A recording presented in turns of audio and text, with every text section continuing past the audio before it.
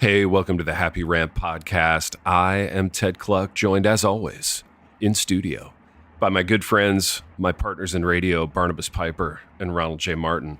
Boys, we have a special listener-generated episode today in that we have thrown open the doors to Happy Rant Corporate, allowed our listeners to take a little peek behind the curtain and throw some questions. So we have questions locked and loaded and dialed up, but we also have many business deals, multiple business deals in the works. We have sponsors new and old on the program. And Piper, I'm going to let you tell us a bit about them. Yeah, so we have two sponsors this week, which is exciting. And last week we did an episode that followed the how it started, how it's going meme and just talked through some different things. Well, that actually applies to one of our sponsors because our good friends at Dwell are back in the fold, and they're a longtime partner of ours. And so as I was writing out the details for this one, I was thinking, man, we've done this for like a year with them. And it started when they were sort of a fledgling Bible app company. They were just making it big because our good friend of the podcast, Matt Chandler, promoted them to his church. Oh, I thought they made it big because we promoted them. Well, that's the thing. So they kind of got a foot in the door because of Chandler. Yeah. But listen to where they are now. Okay. So they had like 2 voices and 2 Bible versions, and it was good, but pretty minimalist at that point. Yeah. They've got 10 voices now. My goodness. They have at least 6 or 7 listen through the Bible in a year plans, along with a whole bunch of other ones that are like listen through the Psalms, themes of Scripture. They have encouragement playlists for people who are suffering. They have musical backgrounds. All of this stuff has come since we started working with them. Interesting. So, yeah, I think it's fair to say that how it's going is great. Our relationship with them is strong. Yeah. They are doing amazing things. They've added all sorts of features. We'll talk more about that in the future. But for listeners, go to dwellapp.io/happyrant. They've rolled out a new discount structure. So for the annual subscription, it's a 10% discount at that link. But for the lifetime subscription, it's a 33% discount, which is less than $100. So for less than $100, you have access to this in perpetuity. And at the rate that they've been improving things, that just means you're going to have endless options of how to engage Scripture henceforth and forever. So again, go to dwellapp.io/happyrant. You can get a 10% discount off their annual subscription or 33% off the lifetime one. Check out Dwell. My wife uses it. I use it. We love it. Ted, you're a fairly regular user, right? Dude, yeah, we use it and we both love it. So my wife especially is a huge fan, and I'm a big fan too. So great product, great company to be in business with. They have actually a mega lifetime plan where if you pay just a little bit more, they'll actually send a sweet little old lady to your house to like read you the Scripture in person. Man, yeah. That's kind of. I don't know how I missed that. I feel like they're holding out on me. That's sort of a VIP package. To be working these deals. But yeah, no, okay. I know it, and I don't want there to be inequity between us. But all of that to say, I'm only a moderately important person, not a very important. Well, I missed that one. Incredible company though. Great to be back in business with them. We took a little break, just a tiny break, long enough to like appreciate each other again. You know what I mean? Long enough to miss them. You got to take a breather over the holidays. Kind of just take a step back from pushing business so hard. And that's what we did. Yeah. And now we're back in strong partnership with Dwell and ready to rock and roll. Absolutely. Our second sponsor. Yeah. Listeners will notice a theme here because this is also a Bible. This is also a Bible publisher. It's the Christian Standard Bible, produced by Lifeway. Last week we introduced kind of just the CSB as a whole, laid out a discount code for you where you can get a 40% off of any CSB edition for the month of February at lifeway.com. So if you go back to the show notes or our social media, you can find that. But this week we want to highlight their Christian Standard Commentary series. So this is a set of commentaries that they're rolling out with some really top-notch scholars. So the first one they released was by Tom Schreiner, who is somebody I have a ton of respect for. That's on 1st and 2nd Peter. They have 2nd Corinthians, and then I think they have a Galatians one out as well right now, and those are coming out. And then they're also releasing Christian Standard Bible notebooks. So each book of the Bible has text on one page and blank line paper on the others. If you've seen the ESV journals, this is the CSB version of those. And those are fantastic. I love those for Bible studies with people, personal devotional work. And they're offering a 50% discount on the Christian Standard commentaries or the Christian Standard Bible notebooks. If you go to lifeway.com, you just search those. And then it's a long discount code. So again, look at the show notes for this. It is CSB Feb Happy 21. CSB Feb Happy 21. All of that will be in the show notes and on social media. So if you can't remember right now, don't worry. But it's 50% off the Christian Standard commentaries. So these are a mix of scholarship and pastoral. It's not super technical, nor is it just sort of sermonic expositional.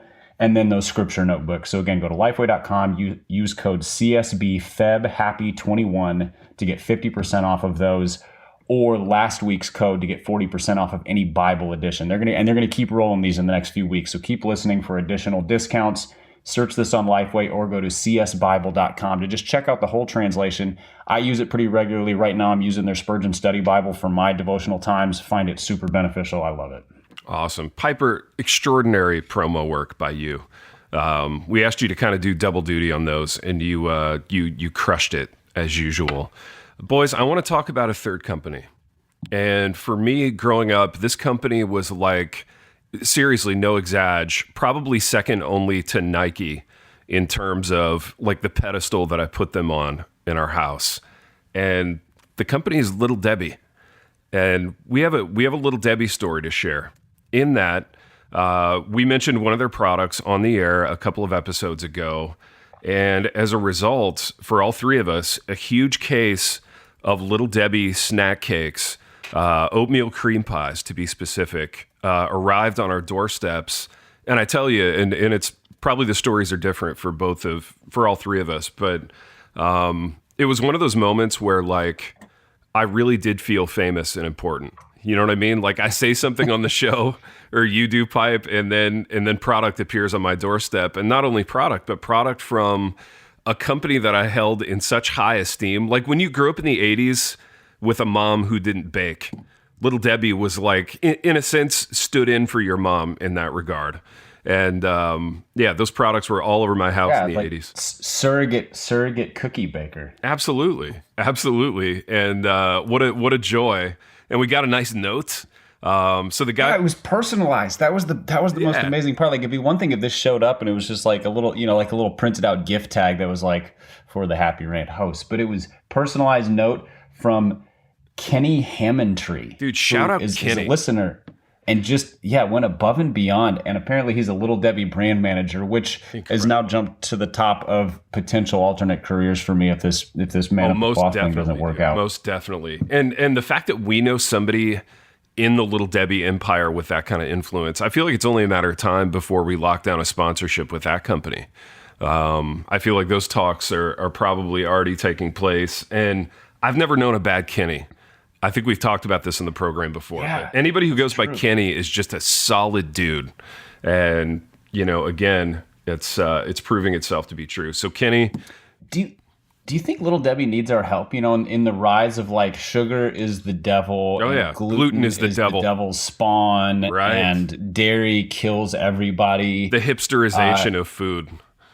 Yeah. And everybody wants to eat just like raw seeds instead of like once the plants have actually grown. Exactly. I'm just wondering how these preservative-filled sugar bombs are holding up. Well, dude, I tell you what, the fact that they're still out there, they're still on the shelves, I feel like there's a rock solid kind of unshakable quality to Little Debby where the ebbs and flows of all these trends. Dude, do you remember all the trends? Like when we were kids in the 80s, our moms were eating like dry baked potatoes and like pasta with no topping and everything. And now that would be anathema, right? Because it's carbs.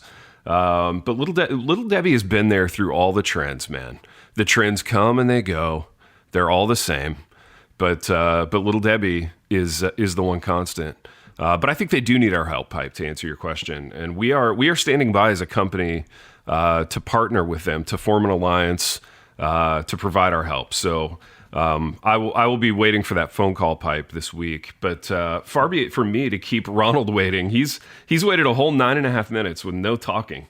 So Piper, he chuckled once. Did he chuckle? I did chuckle, boys. I'm still with you. Don't think that I'm checked out. I'm just listening intently. I want to gain the wisdom that you guys have for me from the Little Deb discussion this morning. So I'm good. Everything's good. I bet your mom was a health nut. She probably didn't allow Little Debbie products into the house. Is that okay? So here's let me give you the story behind that. Like we did not. I think it might be a Midwest thing because I don't remember ever eating Little Debbie products in SoCal. It doesn't mean obviously there were Little Debbie products. Sure. But we were eating we were more like Hostess, right? So we're doing like Twinkies and Ding Dongs, and that was the stuff that kind of entered our house. Yeah. It was I'm not kidding, boys. I think I'm not trying to be funny here.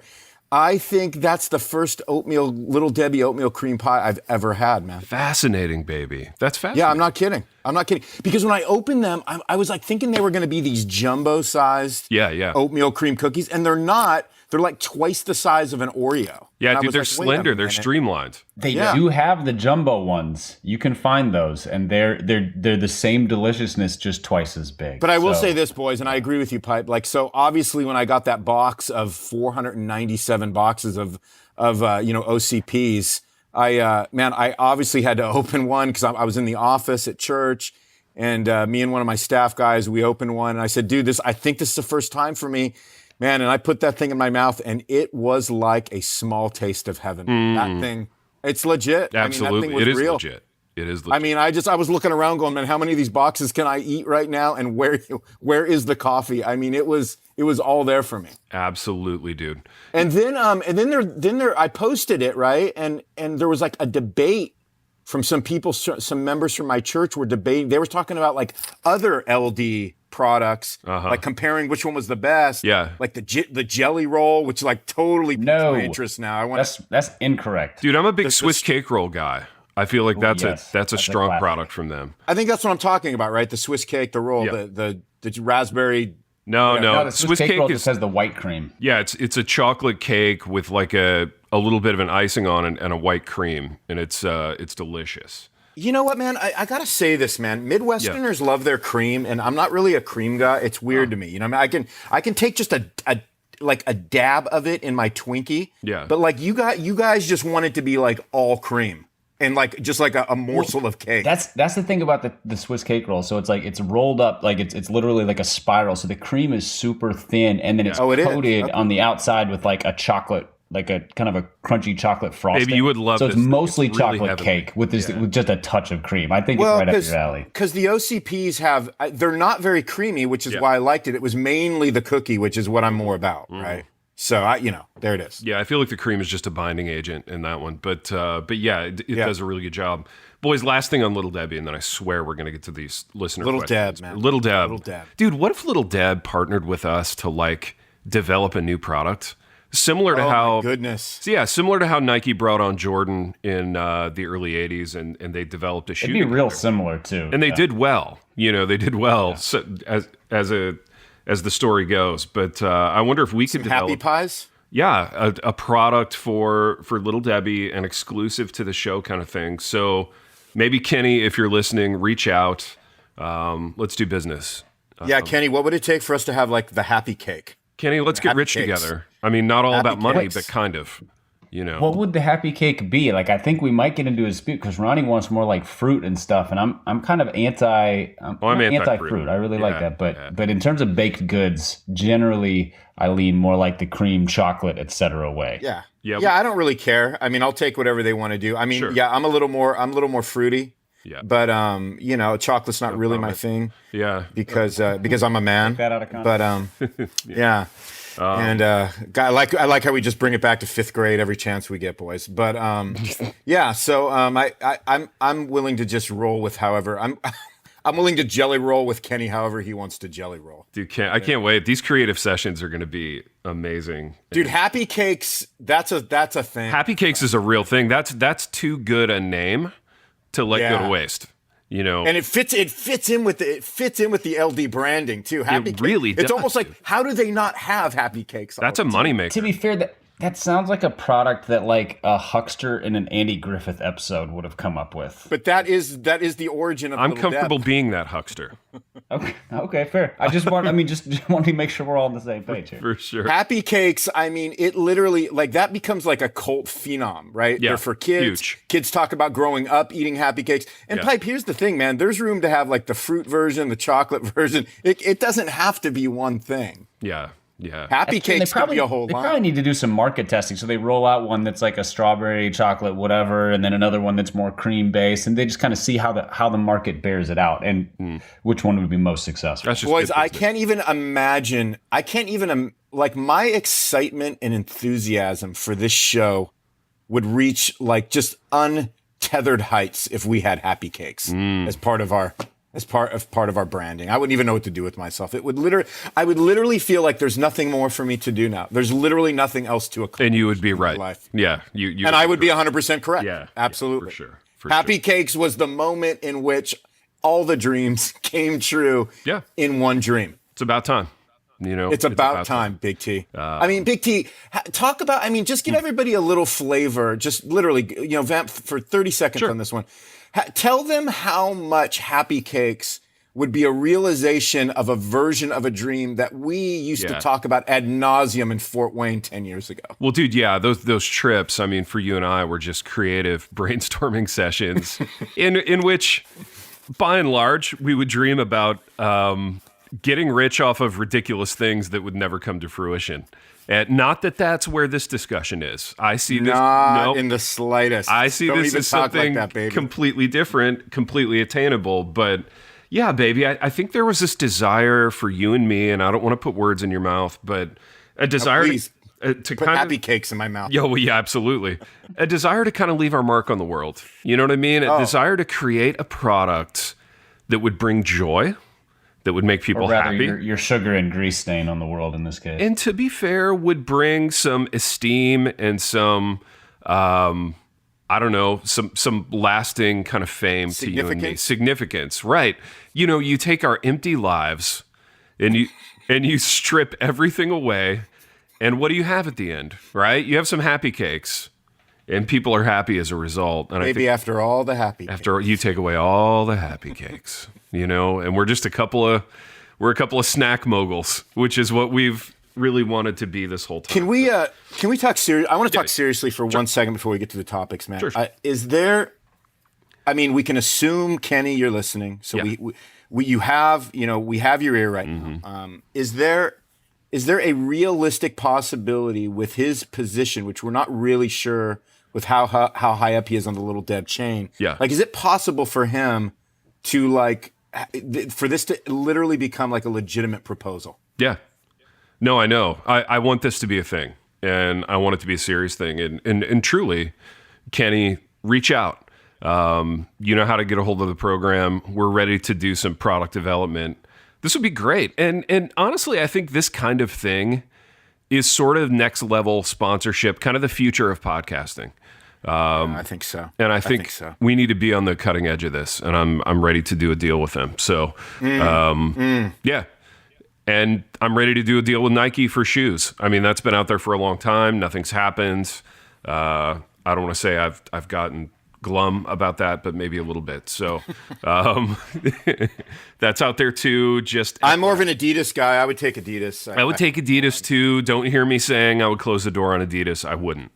I'm here for both companies. But boys, I'm here to also share questions that our listeners have sent in. Greatest fan base in the history of podcasting, I think, our fan base. Yeah, really not close. Yeah, if you haven't done so, subscribe. Give us a 5-star. We're not interested in any other rating other than that. So subscribe and give us a 5-star. But this is one that kind of speaks to, Pipe, a unique relationship. I think... some of us, a lot of us in life, the Lord blesses us with someone who's kind of a helpmate, someone to come alongside us, someone to share our hopes and dreams with, share our lives with, our ups and downs. For most of us, that's our spouse. For Ronald, it's at Jared C. Wilson. A unique deal, baby, right? Just someone to kind of partner with in life, and it's big. So this is a question from D-Rock. Yeah, D-Rock at... Already sounds really like a thoughtful young man, right? At Eaglebauer is his handle, and he says this.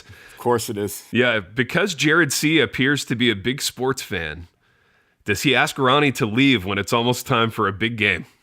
So he's sort of wanting to get into the nitty gritty, the daily kind of ebbs and flows of your relationship. So because Jared this is really a question about like compromise and conflict resolution. Give and take in a relationship, Pipe. Yeah, absolutely. So Ronald, can you speak to that? Just in the normal day-to-day of your life with Jared, what that looks like for you guys. Yeah, I think it's a great question. Yeah. Really insightful. D-Rock. Question.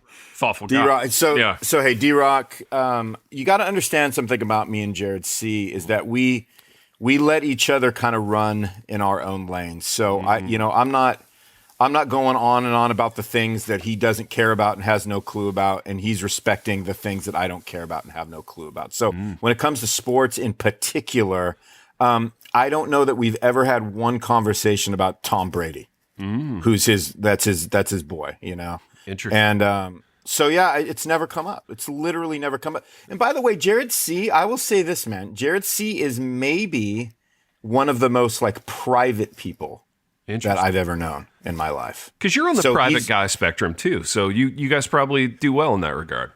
I mean, kind of, but I like a little bantering. I like a little more interaction than I think Jared C. likes. So Jared C. is like, I'm a professional. Jared C. is like, I do all the stuff I have to do with people, because that's part of my job. Whereas I enjoy being with people and hanging out and having a good time. And that's not so much Jared C. Right. You know what I mean? Right. So Jared C., it's very selective. Sure. It's a very selective. Man, you made union. the cut. Way to go. Yeah. Wow. Now, would you say I made the cut? I don't know how. I don't want to create controversy here by throwing these terms around lightly, so I'm going to do it thoughtfully, like D-Rock, Eaglebauer.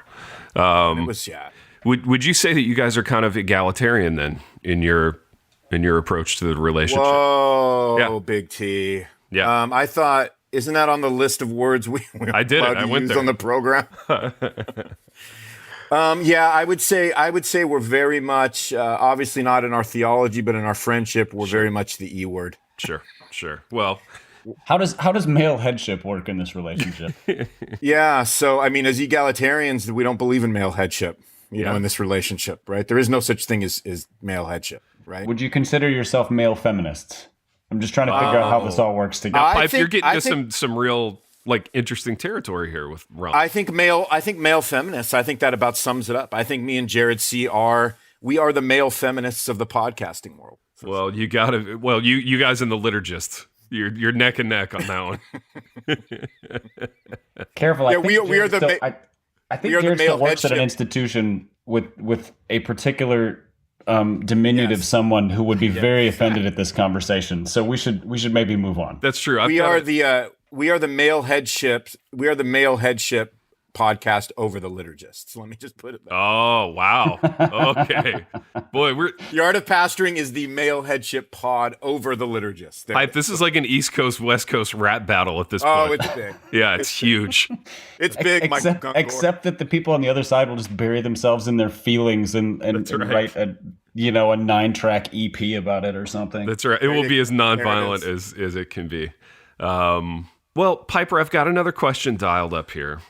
That's kind of it's another Ronald question. So this comes out of the ethos of Ronald as conference man. So a persona that we crafted for him, that really he crafted for himself, but we kind of gave it a name. Yeah, we gave it a name, conference man. Remember back when they used to have conferences, boys? No, baby, back in the golden era for you. The golden era. Yeah, absolutely. When life was just one big plane ticket. Where are we going this week, honey? Right? Pack that rolling bag. Pack those jelly rolls in that rolling bag. Pack those little Debby. Pack those happy cakes. That's right. Get the happy cakes. That's what we're going to be able to say someday, aren't we, Big T? Yeah, that's right. Our own happy cakes, branded personally by us. All right, here's the question, boys. This is from Hussite, Hussite, Hussite at Huss Joshua. What is actually the best conference you've ever been to?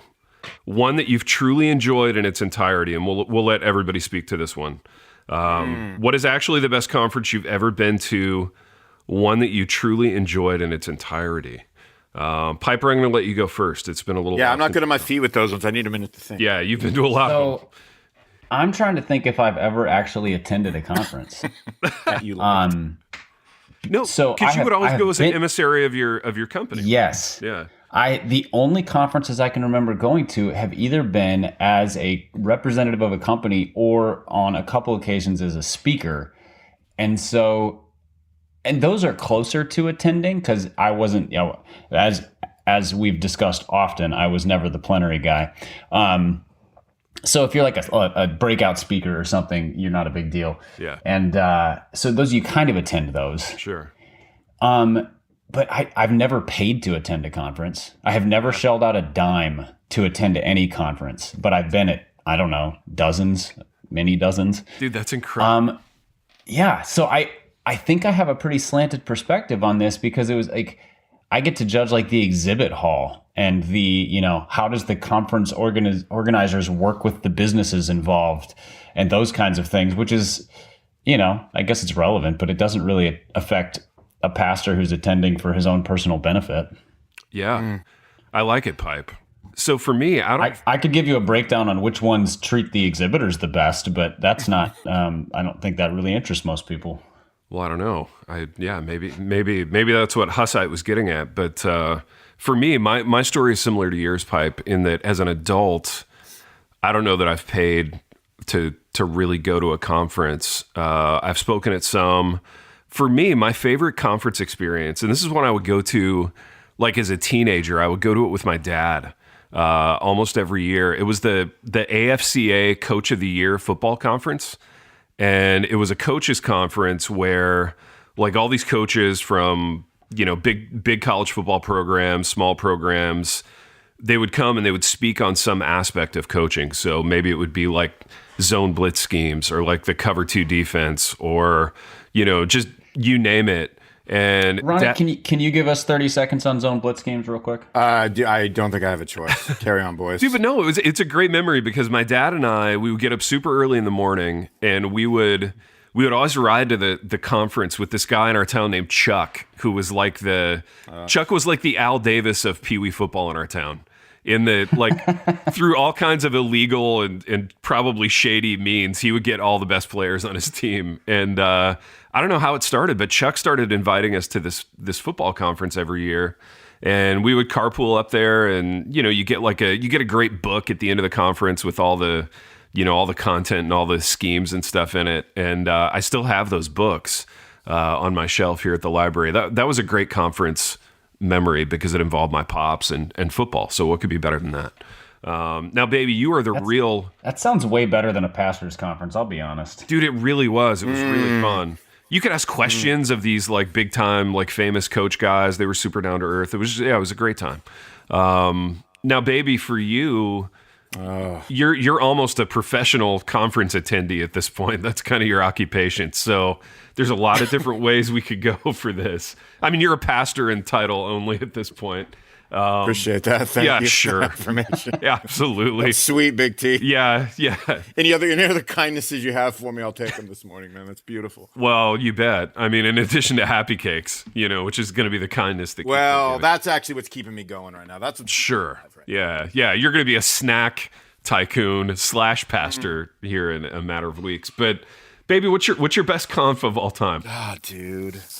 So, all right. So this is how I judge it now, boys. I judge a conf off of really, it's kind of like, it's a version of what Pipe said. I judge a conf off of the fun I have at the conf, but not in the conf, right? Okay. So for me, it's like if I got some buddies there or some people that I like hanging with, like that I walk away going, man, that was great. That was fun. Maybe I caught like one session or something like that. So here's a great example. Like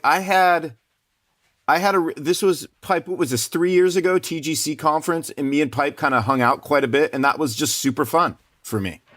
And that I look back on that and I go, I got to know Pipe a little bit better, at that conference, and we kind of had some hang time, and it was just really fun. I was hanging with him at the booth, and we had a lot of fans coming up and talking about the pod, and so that, I don't know, that was just really enjoyable. So a couple of days of that, I'm all in. I'm here for it. Yeah, Ronnie makes a good point. I think the best conferences are the ones where they don't like funnel everybody into the main sessions and shut everything else down, but they understand that just sort of giving it breathing room so you can go grab meals or hang out in the exhibit hall or get coffee or whatever and just see people. Because it's like you get to, for like 15 years, there were friends who I only saw at conferences, but that means I saw them like 5 times a year, which is more than I see my family. So, my extended family, I should clarify. Yeah. And so like those are legitimate friendships as long as you have time to, catch up and see each other for an hour beforehand. So conferences that allow that, and TGC is good because they do like 4 sessions a day, but it's not like session. Like T4G is the worst when it comes to that because they shut down the exhibit hall. They expect everybody in there to listen to 2.5 hour long sermons. And then, and they're just like, they don't care about what happens outside the sessions in the same way.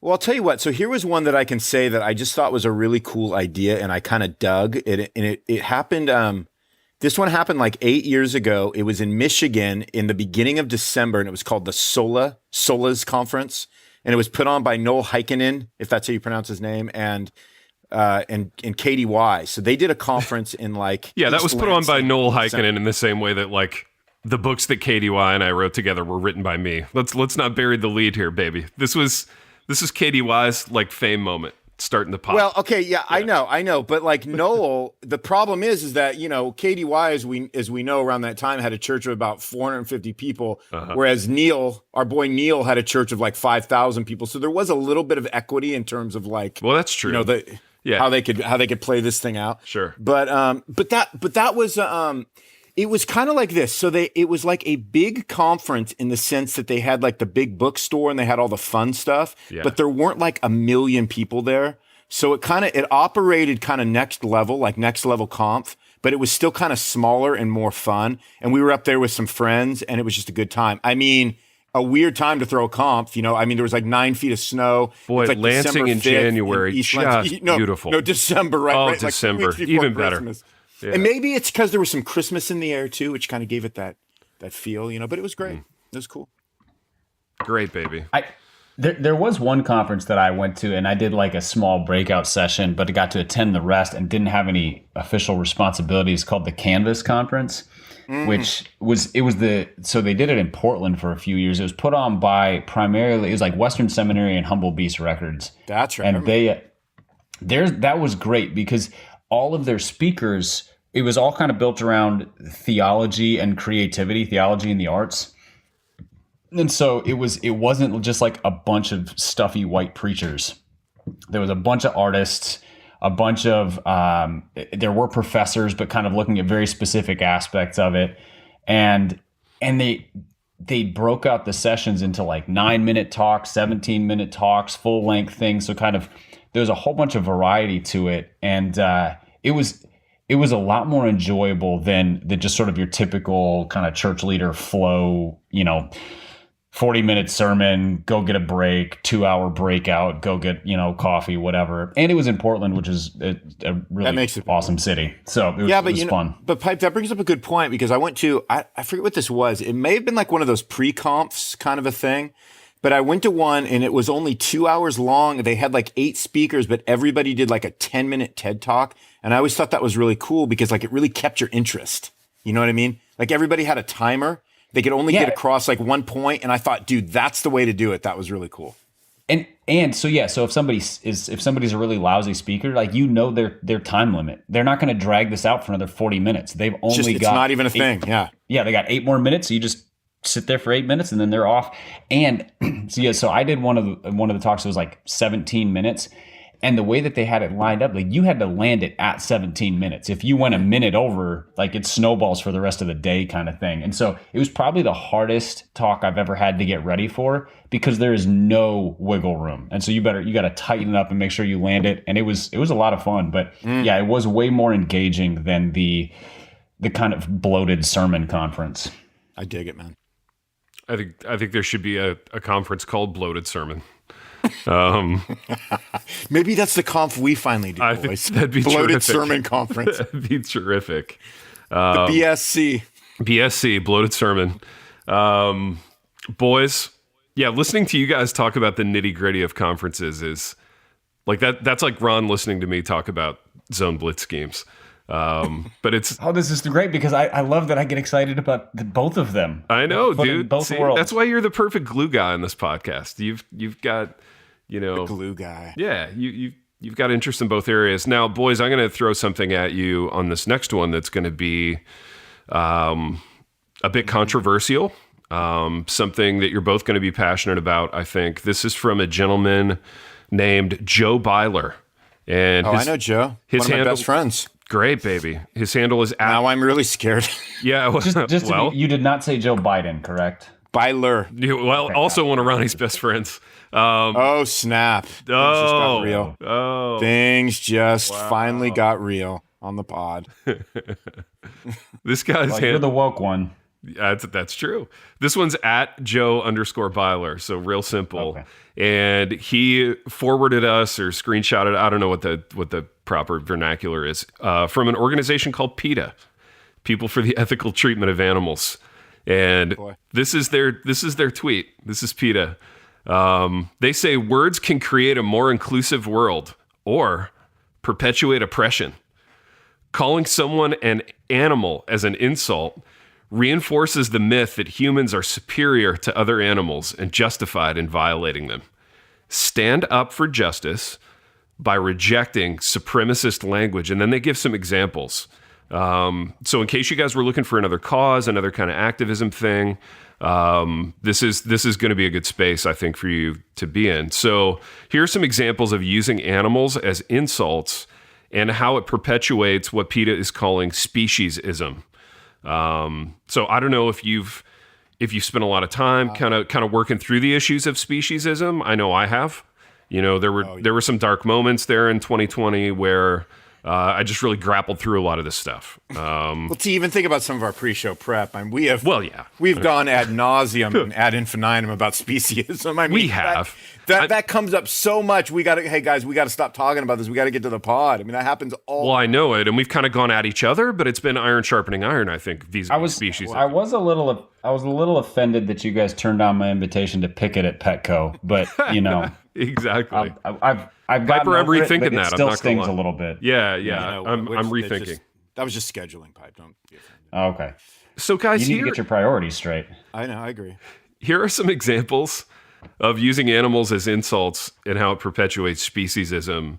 And it occurs to me that, if we take all these off the table, we're ruining a lot of movies that are set in the 1950s. Here we go. Instead of saying that somebody's a chicken, you should say that they're a coward. So that great scene with Biff in the diner in Back to the Future when they're in the 50s, Biff should have just cut to the chase with Marty McFly and said, look, you're a coward, not a chicken. And maybe they could have worked out their differences in a nonviolent way in that scene. Can I bring up a counterpoint to that one? If sure. you've ever, I'm a bit of a Westerns fan myself, Okay, yeah, same. And so if two gunslinging cowboys are playing cards, and one of them calls the other one a cowardly cheat, or a coward, or a cheat. Yeah. There's no animals involved here. Yeah. One of them is going to be shot dead in a moment. Yeah. Whereas when you call somebody a chicken, the worst that happens is you get a swirly.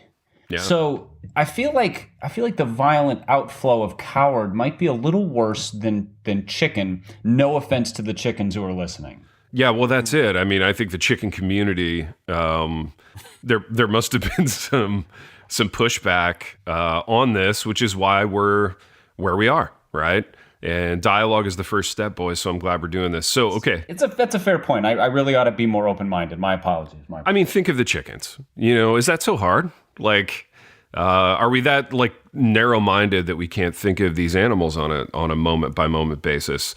It's hard for me to just not think about happy cakes right now in the moment. Well, boys, this next animal is one that really has gotten a bad rap for about as long as I can remember. It's hurtful. So instead of calling someone a rat, you should just say snitch. So think about Isn't that Harry Pottersism? I feel like this, the snitch plays a key role in Harry Potter. And so if you call somebody a snitch, aren't you insulting a cultural phenomenon that is deeply loved by so many people? There's a lot of facets to this issue is all I'm Yeah, this gets complicated. Yeah. Maybe we just, I'm not at liberty to say, really. Well, you're a middle-aged white guy. I'm not even sure you're allowed to talk about this. I'm not at liberty to really address any of this, but I'm just the conduit. I'm just reading what's here. Okay, I'm gonna skip down to the last one. Instead of calling someone a sloth, which I'm sure, if I had a nickel for every time I called someone a sloth, I would be rich, right? Solomon is triggered right now. Exactly. So instead of calling someone a sloth, you should just call them lazy, which tends to go really well in interpersonal settings, to just cut right to the chase and call someone lazy. So PETA, good wisdom here. They've given us a lot to kind of think about. So, boys, my being offended fire was running low, so I'm glad I have something else to be offended at. That's it. We need more issues. They've really banked that and fueled that up, so I'm feeling really good and irritable now. Yeah, 2021 was feeling a little bit calm, and way to go, PETA, to just step into that moment of calm and fill it with more conflict, which really is what we need. Nicely done. Good work, Joe Byler and PETA. All right. I feel like I have another one. Okay, this is from Kevin, at Kevin D. Moses. A question for each of you, and we can go a little quicker on this one maybe. If listeners were to read only one book of yours, a travesty, I know, which book would you recommend? So, does he mean which book is a travesty, or which book should they read? I think it would be a travesty for them to read only one book of ours, which I agree with. Okay. So one book, each of you, which book would you recommend? Go. Well, I think my most recent one, Hoping for Happiness, is my best book, just because I think I've improved as a writer, and I think I did as good a job as I could trying to kind of hone the subject matter and write it well. So that's probably my best one if I was just going to recommend one. I like it.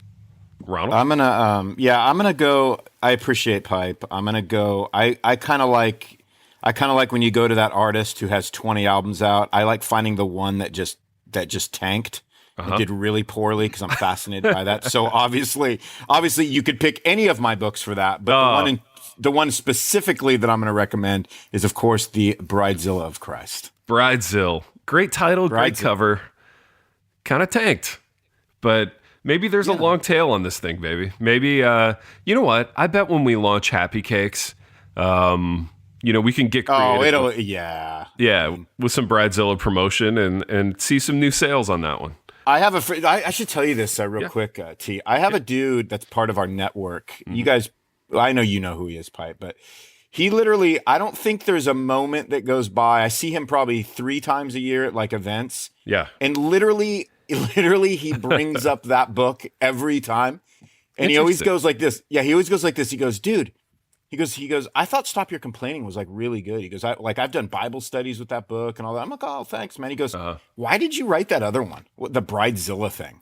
And literally he says that to me every time. What's he getting at? Like, what's he as trying if he's to never said it before. Yeah, as if he's never said it. He basically said like, who wants to read that? Like, why did you guys even write that? Like, that was just the dumbest idea of all time. Wow. Yeah, it's super encouragement there. It's super encouraging, and I'm always looking at him, and he's always now that guy's got the gift of encouragement. I bet his flock. He has the gift of encouragement. He does not have the gift of encouragement, but it's funny because he's looking at me with a smirk on his face, like we're just buds, and I'm kind of joking, except he's kind of not joking. Little spectrum-y, this guy, maybe some like social issues. I don't know. Yeah, I'll tell you his name off the air. Oh. Or is he just an Enneagram 8, or the 8 hole as it's often called? Yeah, I mean, there's Pipe. There's definitely a lot going on there for sure. Like one of those guys that's just like he's a little oblivious. It's a little obliv. Sure. Sure. Interesting. Thought you'd like to hear that for some encouragement. Well, yeah, absolutely. That just kind of took the wind out of my sails. But no, we didn't, because we have Happy Cakes. That's just I know, baby. We're going to be so rich with Happy Cakes. We're not even going to remember that book. Well, you didn't answer the question, Ted. Boys, I think we should land the plane because we have a... What's one book? If you were going to recommend one, and you've Wait, what was the question? Twice as many as Ronnie and me combined. Oh.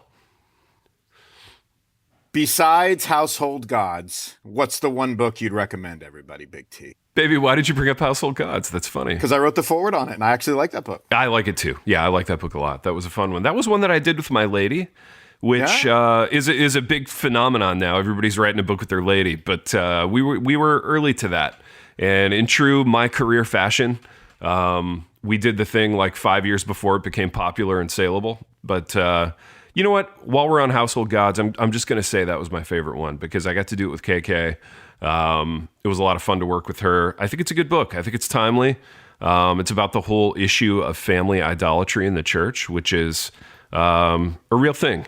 Churches making it seem like the only way to really be Christian is to have a spouse and like 8 kids.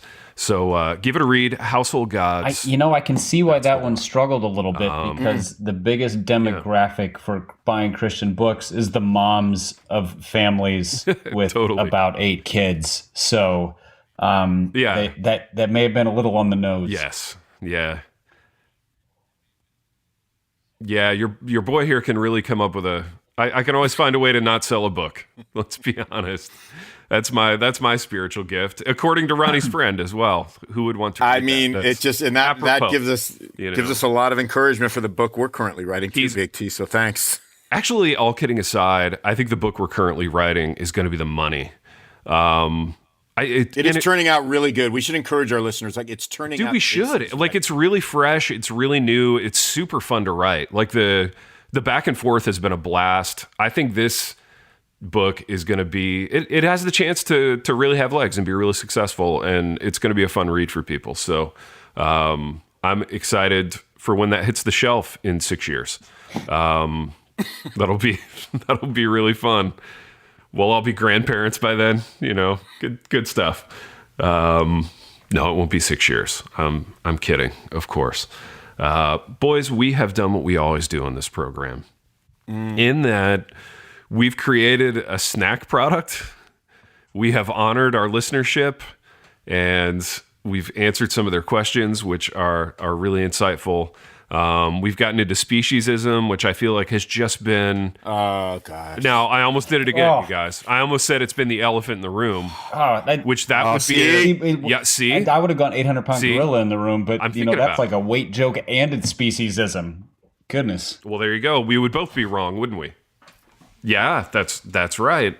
So you guys are dogs. Are we?